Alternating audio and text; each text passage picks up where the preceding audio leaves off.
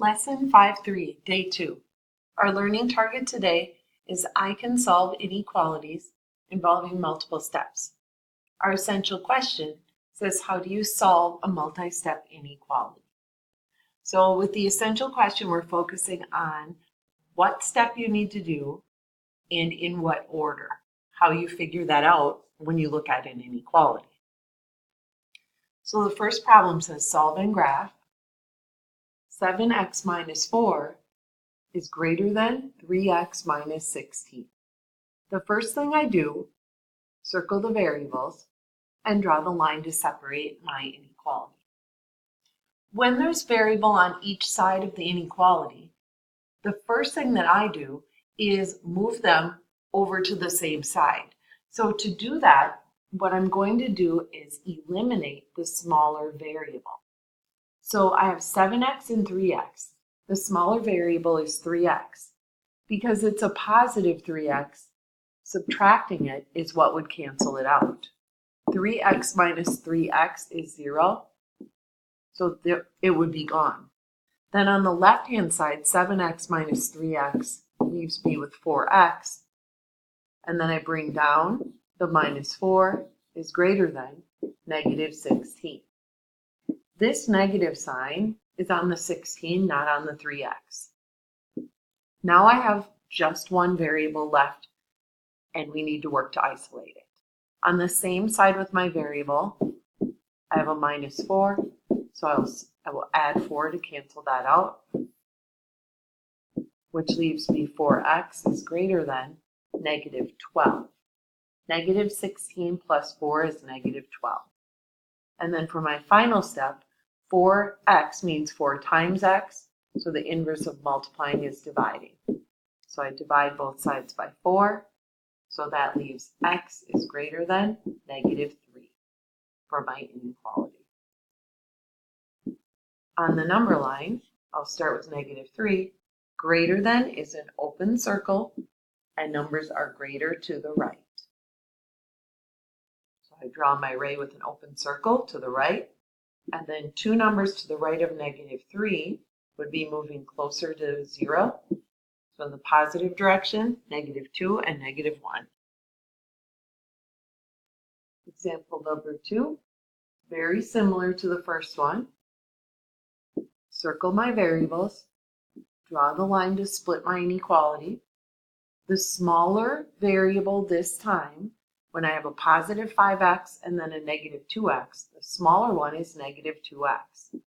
To cancel that out, I would need to add 2x.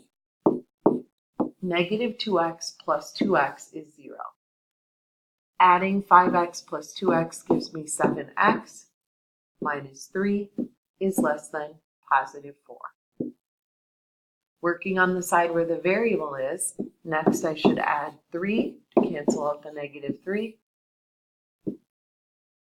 So that leaves 7x is less than 7. And then in front of the x I have a 7 times x. So the inverse of multiplying is dividing. So if I divide by 7, I get x is less than 1. So on my number line, I have 1, positive 1, less than is an open circle to the left, and to the left of 1 would be 0 and negative 1. All right, now we're moving on. So instead of just having variables on each side, another thing that we've worked with in the past with equations was using the distributive property. So when you see a number next to parentheses, that number is being multiplied times everything inside the parentheses. That's the distributive property. So negative 2 times x is negative 2x. And then negative 2 times negative 4 is positive 8. So when you see parentheses in your equation, that should be your first step. Distribute and take care of those parentheses first.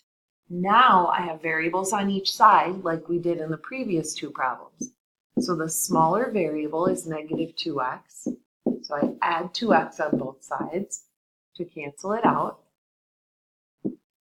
8 is greater than 7x minus 13 then. Then I can add 13 on both sides. Remember, you're working on the side where the variable is. So on this problem, the variable's on the right-hand side. So that's why I'm eliminating my 13 next. You would not want to eliminate the 8 on the left because you need to keep something on each side to keep it balanced. So my last step this time, I should be dividing by 7, dividing by 7. So then I have 3 on the left-hand side. I have 3 is greater than x. Before I draw my graph, though, I'm going to reverse that. So instead of 3 is greater than x, I'm going to say x is less than 3. Remember, you want your variable on the left-hand side before you draw your graph on your number line. You want the variable on the left because then your open closed circle, your ray, is pointing in the direction that it's graphed on your number line. So x is less than 3 is an open circle to the left where the numbers are less. So this matches now that I've flipped it. And left of 3 would be 2 and 1. Another problem involving the distributive property. 2 times x is 2x plus 2 times 6 is 12. Then on the right-hand side, be careful with your signs. I'm going to put a 1 in front of the plain x. Negative 3 times 8 is negative 24. And negative 3 times negative 1x is positive 3x. So now we have a variable on each side. The smaller one is 2x. So I can subtract 2x on both sides. So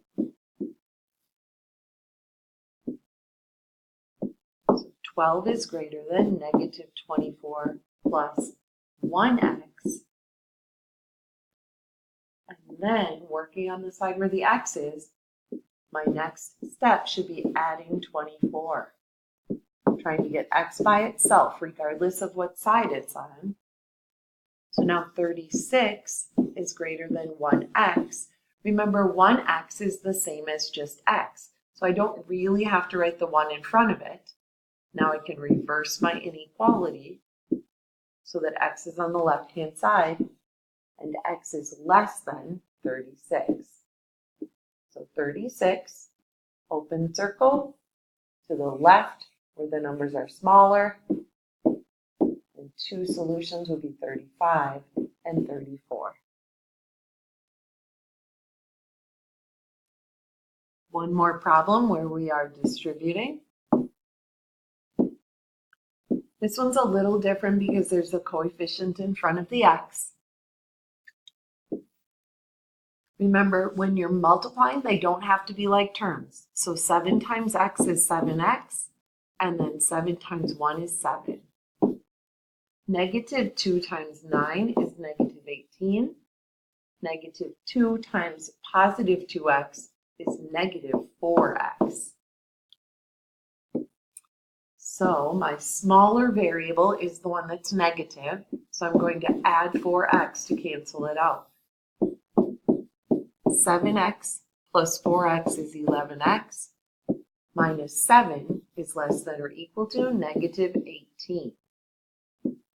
So when you're canceling out your variable on each side, you might be adding or subtracting. It just depends on that variable, if it's a positive or negative. When it's a negative like this one, you have to add to cancel it out. Now we have only one variable, 11x. On that side, after the 11x is a minus 7, so I add 7. That's the inverse of subtracting 7. So 11x is less than or equal to negative 11. Negative 18 plus 7 is negative 11. And then my last step is to divide both sides by 11. So then x is less than or equal to negative 1. Negative 11 divided by positive 11 is negative 1. So this should be a closed circle this time. Less than or equal to goes to the left. And to the left of negative 1 would be negative 2 and negative 3. Our last example is a word problem. With this word problem, it says 2, so that's the number 2, more than, that means plus, half, of means to multiply in math, a number, of a number. Remember, when it says a number, that's where you pick your variable. So I'm going to say x equals the number. So I'm defining my variable here.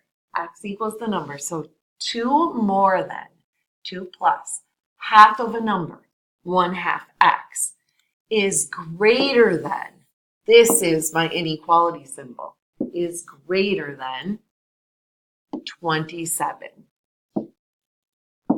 So be careful. Make sure that you can figure out your math operations and your inequality symbols. So right here, more than is adding, of is multiplying, and then is greater than is the symbol, the greater than symbol. Now we're ready to solve. Remember, when you're multiplying, like for the word of, when it's a number and a letter, you can just put them next to each other. You don't have to put a dot here in between them. Now let's solve. So circle the variable. 2. I would need to subtract the 2 to cancel out the 2 because it's a positive 2. Then I bring down my 1/2 x, and 27 minus 2 is 25. Remember, when you have a fraction times your variable, you need to multiply by the reciprocal to cancel it out. So flip over that fraction and multiply both sides like this. The 2's will cancel, so will the 1's. So all that's left on the left-hand side is x, and on the right-hand side, put a 1 under that 25 and multiply straight across. 25 times 2 is 50, 1 times 1 is 1, and 50 divided by 1 is 50. So x is greater than 50 is my final answer.